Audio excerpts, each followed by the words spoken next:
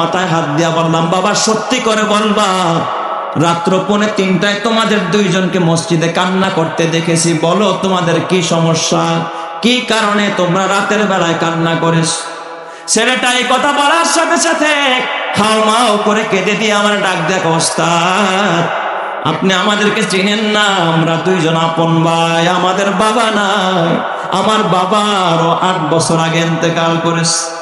আমরা 2 ভাই এতিম, আমার মা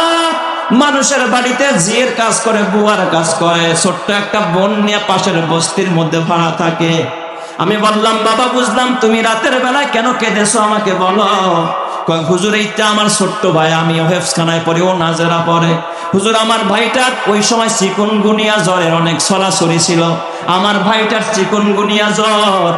গত কয়েকদিন যাবৎ খাবার খাইতে পারে না, আর মাদ্রাসার মোটা চাউল আর ডাউলের পানি আর আলু ভর্তা